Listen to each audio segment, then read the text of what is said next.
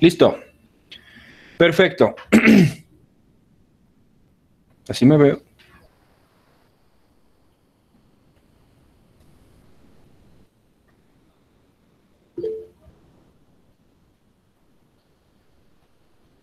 Sí, Fidel, yo les doy los voltajes.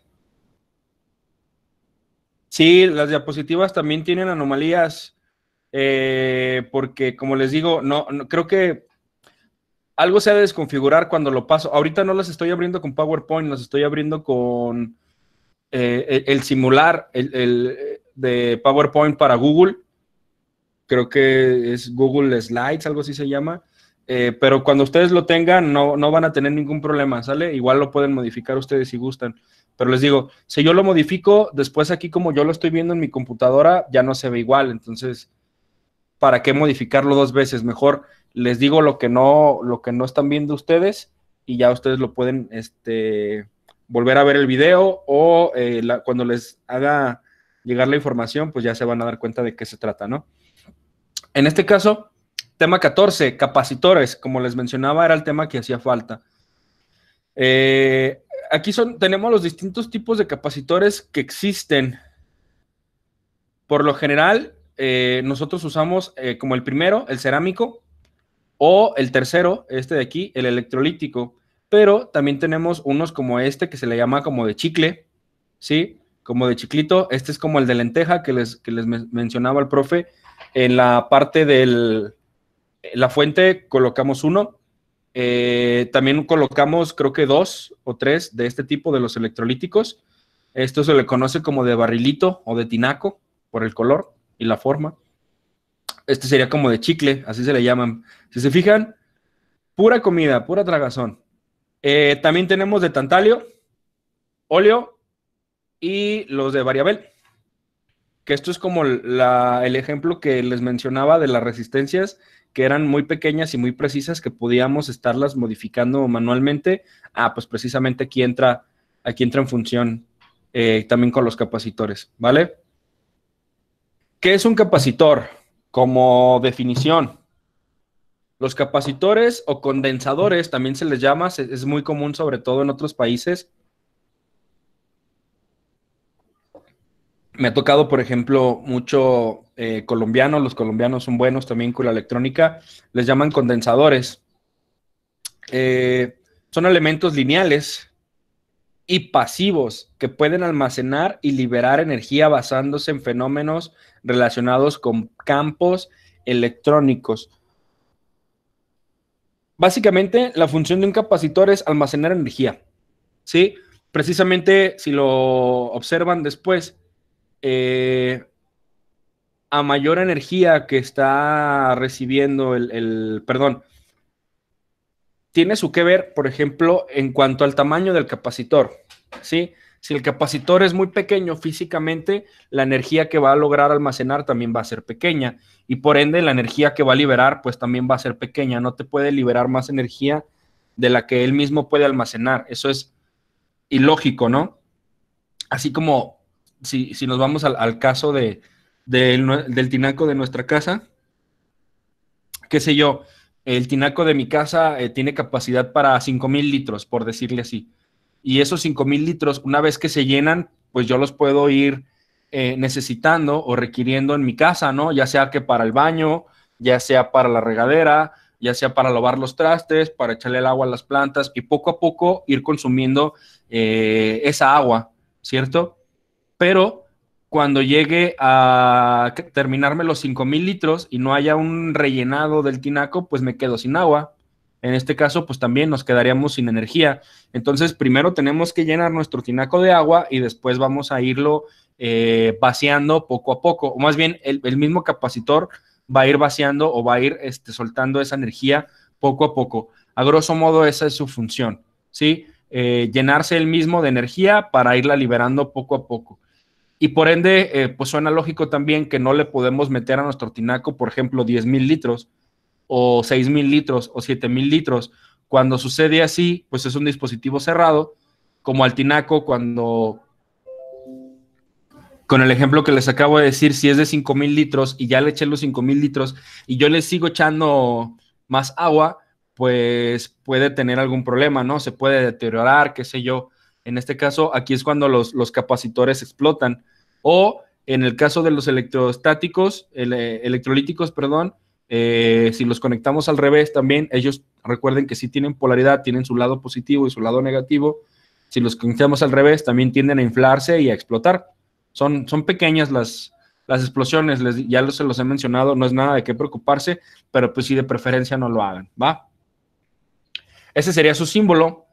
En el caso de los electrostáticos, si lo notan, como lo tenemos aquí en la imagen del lado izquierdo, como está aquí, si lo notan, no tiene polaridad, o sea, ambas partes pudiéramos simular que esta es una T mayúscula y esta una T inversa. Ambas partes son exactamente iguales, no sabemos cuál es el positivo ni cuál es el negativo, entonces no hay ningún problema con eso.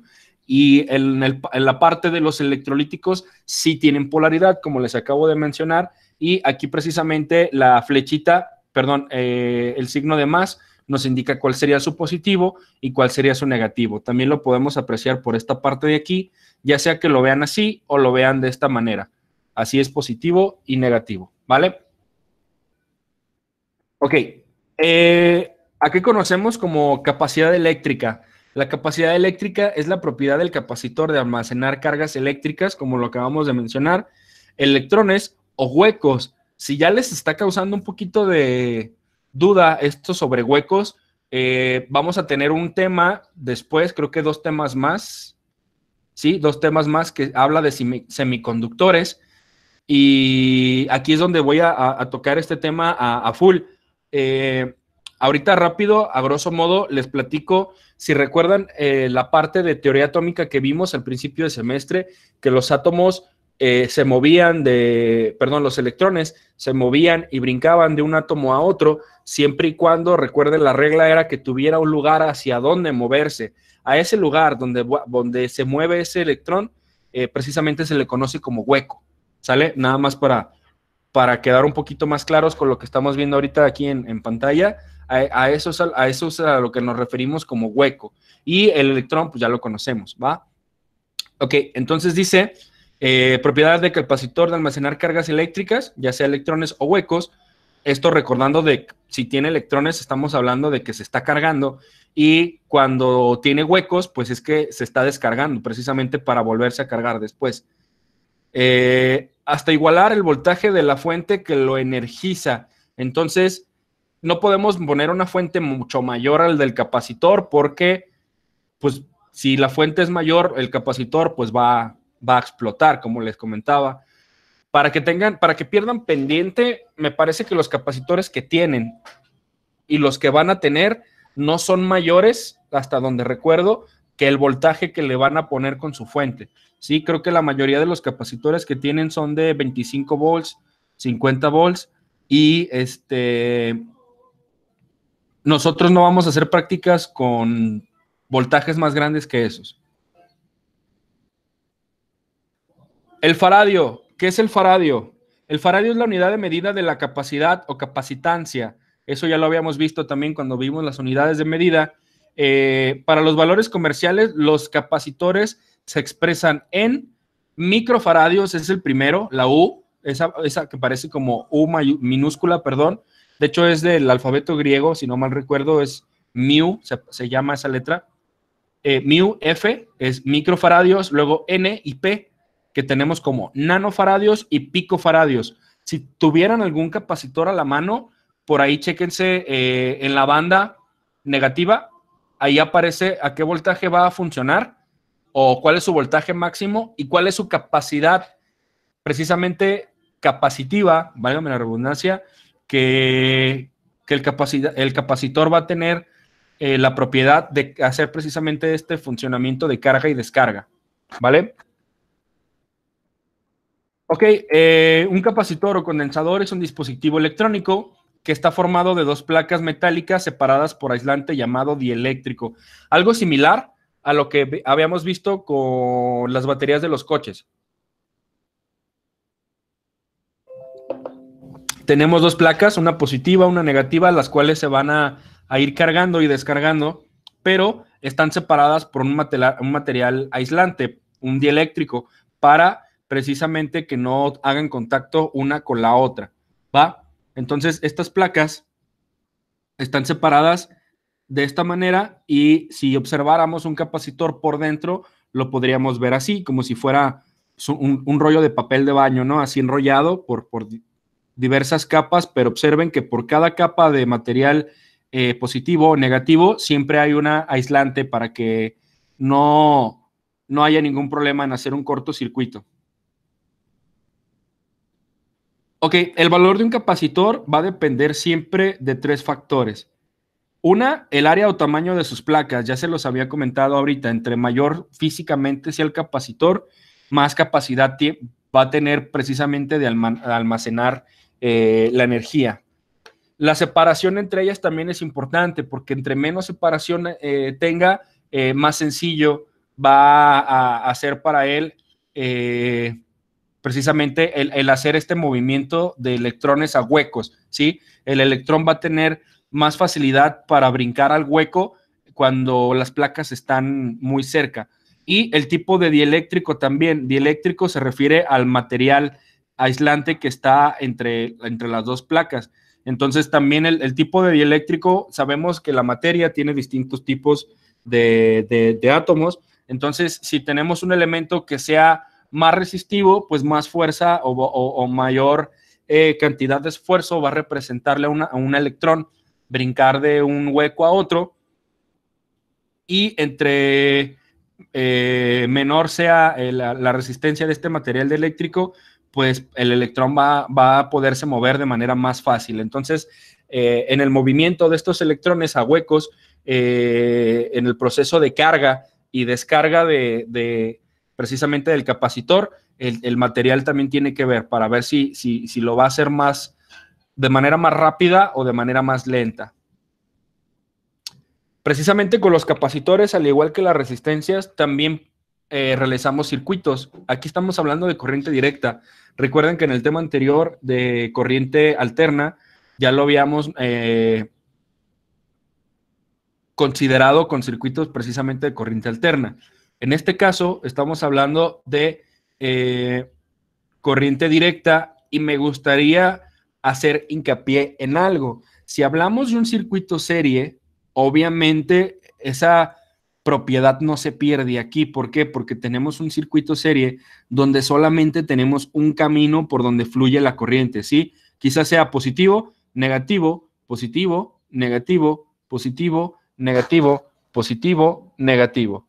Pero solamente tiene un camino la corriente por donde fluye. Solamente es uno, ¿va? Y en el lado del paralelo, precisamente igual que con las resistencias, la corriente tiene más caminos por donde fluir, ¿sí? Entonces, el principio, supongamos que esta lámina que estamos viendo la vamos a dividir por mitad. Aquí yo voy a trazar una línea, aquí, ¿sí? La parte de arriba es exactamente igual que las resistencias, ¿sí? Pero la parte de abajo ya no. En la parte de abajo, si se fijan, para calcular una resistencia en un circuito serie, observen que la fórmula es exactamente igual a la fórmula para calcular paralelo en un circuito resistivo. O sea, la fórmula está al revés, ¿sí? Caso contrario, para calcular una capacitancia en un circuito capacitivo en paralelo, la fórmula es como la de las resistencias, pero en serie. O sea que si están en paralelo, como es en este caso, los capacitores únicamente se suman. Pero si están en serie, como es en este caso, hay que aplicar esta fórmula del inverso. O sea, 1 sobre 1 sobre capacitor 1 más 1 sobre capacitor 2. De esta manera. Esto es para 2 capacitores y esta es para 2 o más, ¿sale? Si les queda alguna duda, pueden echarle un brinco hacia atrás precisamente a circuito serie y paralelo en el tema que vimos de la ley de Ohm.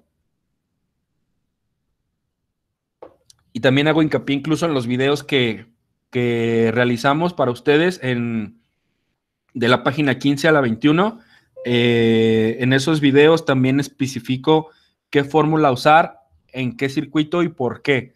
Entonces, ojo, nada más, les repito, voy a trazar una línea aquí imaginaria. La parte de arriba es igual que las resistencias. Este sigue siendo un circuito serie y este sigue siendo un circuito paralelo, pero de la línea imaginaria para abajo, el circuito serie se calcula como si fuera un circuito paralelo y el circuito paralelo se calcula como si fuera un circuito serie. ¿Sale? Para evitar dudas ahí, chicos, porque viene un ejercicio en el examen, no en el siguiente, me parece, sino hasta el próximo, pero sí hay muchas confusiones. Muchos me han sacado mal esa pregunta porque lo calculan como están acostumbrados a calcularlo con las resistencias y no, ¿sale? No, no se trata de eso. Vale, hablando de los electrostáticos, tienen un número. En este caso no tienen una franja que nos diga cuál es el positivo y cuál es el negativo, porque precisamente pues estos no, como manejan valores muy pequeños, no nos afecta demasiado precisamente la polaridad, ¿sale? Están hechos de material distinto y como son muy pequeños, precisamente los valoramos distinto, ¿va? En este caso, si tenemos un número como este que está aquí, solamente 22, tenemos que el valor por lo general viene representado en picofaradios, ¿sí? Cuando tenemos valores enteros como este, o sea, por ejemplo, este otro de aquí, que tenemos el valor de 104. El primer dígito, en este caso, sería el 1, el segundo dígito sería el 0 y el cuarto dígito lo tendríamos como multiplicador, que en este caso ya sabemos que o multiplicamos, si es por 4 estaríamos hablando de 10,000, o agregarle este mismo número pero en ceros, o sea, tengo 1, 0, como aquí, 1, 0, y me dice que le agregue 4 ceros, perfecto, entonces tengo 1, 0 y le agrego 1, 2, 3, 4 ceros, ¿sale? En este caso de acá, tengo 4700JY5P, pero ahorita les voy a explicar de qué tratan las siguientes letras, pero aquí ya me está dando el valor 4700. Si no tiene ninguna otra marca, sobre todo decimal o alguna letra, estamos hablando de que se representa en picofaradios. Recuerden que esto es valores muy pequeños, ¿sale? Ahora, si el capacitor, como está aquí con letra roja, si el capacitor tiene un punto, su valor es perdón, en microfaradios, ¿sí? O sea, si tengo 0.05, me está hablando que tengo 0.05 microfaradios. Si yo tengo 0.1, tengo 0.1 microfaradios también. En el caso de estos de acá, si yo tengo una letra N en las cifras de mi capacitor, me está indicando que es nanofaradios. Así como me han estado preguntando también si tenemos el valor, por ejemplo, de una resistencia, ¿cómo era? Que venía, creo que 4K7. La K precisamente nos indica que ahí va un punto decimal, pero como es K, es de kilos, o sea, es de 1000. Entonces, si es 4K7, estaríamos hablando que es 4,700 kilos. En este caso, si tenemos la letra, un punto decimal nada más, es micros, y si nos encontramos una N minúscula, estamos hablando de nanofaradios. Entonces, en este caso, 5N6 son 5.6 nanofaradios y 22N pues son 22 nanofaradios. Si se fijan, aquí la N está entre los dos números, por lo cual me está diciendo que es un número decimal, o sea, 5.6, y acá tenemos 22N, o sea, un número entero. ¿Vale? Ahora, en este caso de los capacitores de chicle, tenemos varias anotaciones. El valor aquí está. Tenemos 104, ¿sí? Aquí tenemos 104 picofaradios, ¿vale? Que es el estándar. Recuerden que si no tenemos nada, ninguna de estas dos letras, el valor es en picos. Pero ¿qué hay con lo que viene después? Precisamente, si tenemos un valor antes, puede ser 1H, 2A, 2D, 2E, 2G, 2J, nos está diciendo la tensión. La tensión es el voltaje con el que se puede usar. En el caso que tenemos aquí en este ejemplo, tenemos 2A. Entonces, este capacitor de Chiclito lo podemos utilizar hasta en circuitos de 100 volts. Aquí está. 2A, 100 volts. ¿Sale? Ahora, 104 es su valor y termina con la letra J. Si termina con la letra J, me está diciendo que tiene una tolerancia de más menos 5%. La letra al final es la tolerancia. El más menos 5% es precisamente la tolerancia de su valor que va a adquirir, igual que como calculamos la tolerancia de las resistencias. Exactamente igual.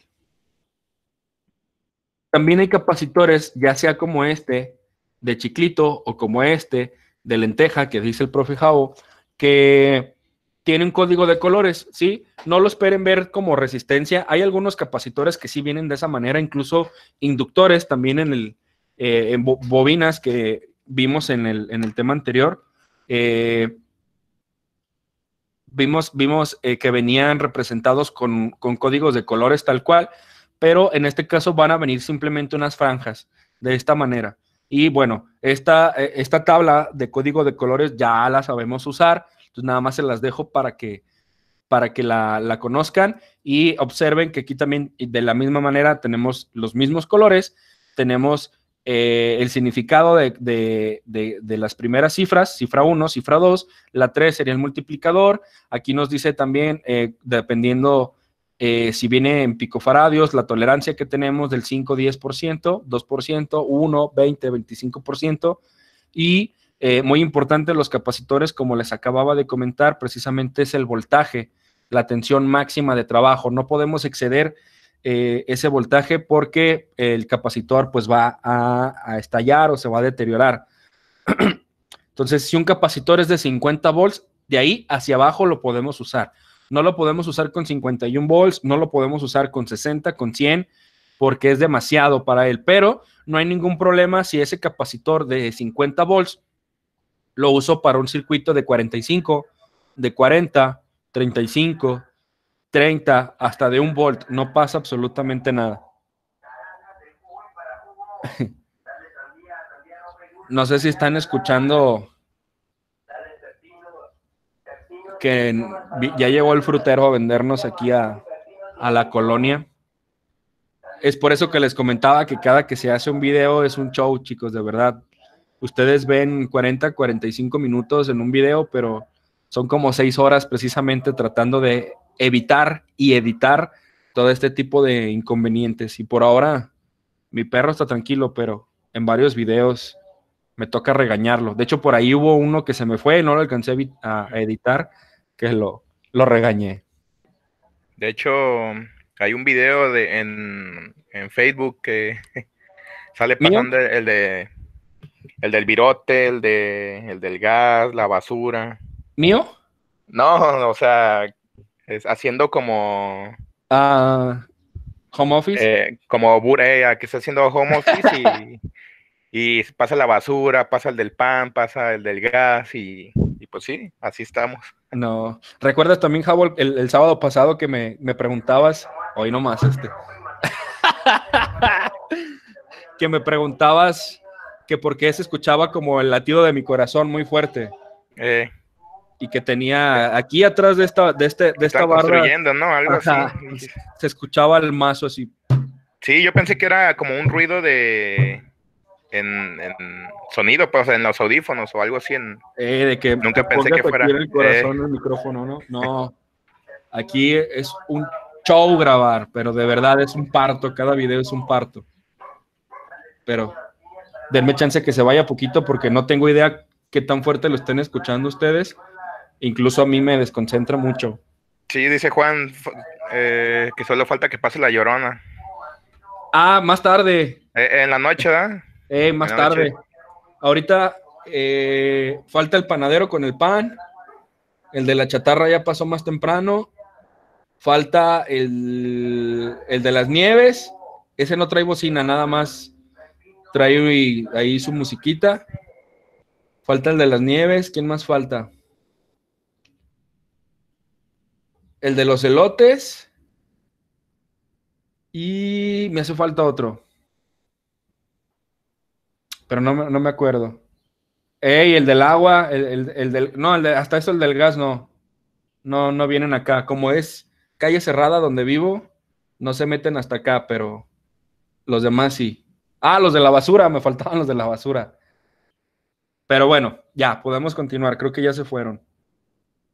Entonces les decía, les dejo esta tabla para que estén ahí, para que la tengan, la verdad, al menos en la estancia que van a llevar en la escuela, no las vamos a utilizar, pero no quiere decir que no se las puedan encontrar más adelante. Entonces, aquí está la tabla para que la tengan. Y bueno, precisamente agrego este ejemplo porque vamos a hacer un ejercicio similar. Hay un ejercicio que no les marca, creo que el voltaje, o no les marca el valor del capacitor. Esto es porque lo vamos a hacer con todos los capacitores que tengamos, ¿sale? Este ejercicio precisamente vamos a calcular el tiempo de carga y de descarga de un capacitor. En este caso me menciona que esta carga va a ir al 63% de la batería, o sea, hace como a 6.3 volts. La batería en este caso son 10 volts, aquí está, en color verde. Aquí, ¿va? Yo creo que en este caso, chicos, bueno, aquí está hablando que el tiempo del capacitor va a ser una multiplicación de la resistencia por el capacitor. Aquí está mi resistencia y aquí está mi capacitor.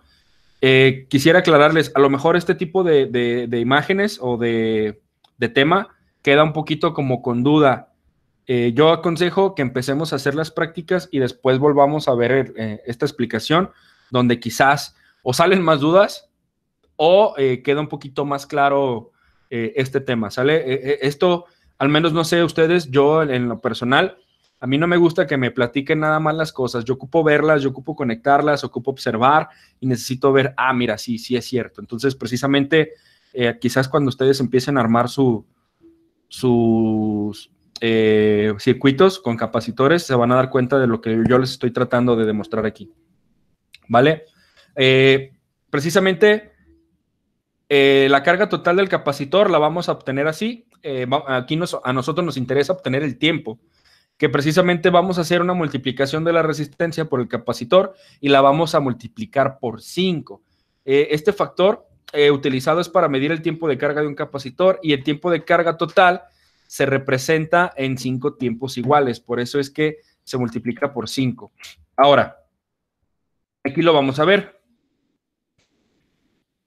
Vamos a ver una estándar. Por ejemplo, aquí tenemos, como les comentaba, el 63% de mi fuente de 10 volts y ese 63% pues es el que vamos a estar observando aquí. Aquí tengo el tiempo en segundos, o sea, de 0 de volts, aquí tengo una gráfica de voltaje sobre tiempo, en 0 volts y en 0 segundos mi carga va a estar aquí. Quiere decir que cuando yo tenga 0.6 segundos, mi carga va a subir a 6 volts. Cuando tenga el doble, mi segunda medición va a ser 1.2 segundos, mi carga va a subir a 8 volts aproximadamente, ¿eh? Cuando tenga 1.8, o sea, el triple, mi carga va a subir a menos de 10, como 9.5 más o menos, aquí estamos. Después va a subir a 9.7 cuando tenga precisamente el cuádruple de tiempo de 0.6, 1.2, 1.8, 2.4. Es como si estuviéramos viendo la tabla del 6, 12, 18, 24 y aquí llegamos a 30. O sea que cuando tenga 3 segundos, mi voltaje del capacitor va a llegar a su máximo, ¿sí? Que es la parte máxima de la fuente, si se fijan. Este capacitor bien pudo haber sido de 50 volts, de 25, de 12, no importa. Lo importante es que no sobrepase, que el capacitor no sea menor a la fuente, ¿sí? Esto es cuanto a la carga. En cuanto a la descarga, va a pasar precisamente lo mismo, pero al revés. Si lo notan, aquí tenemos la gráfica hacia arriba. Nosotros partimos de 0 volts en 0 segundos. Aquí lo vamos a hacer al revés. creo que no se fue.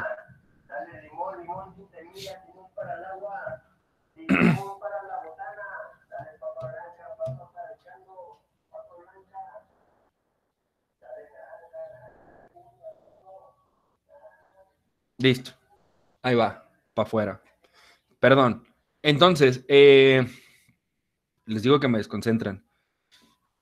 Aquí en el tiempo de carga, partimos precisamente de 0 volts y 0 segundos.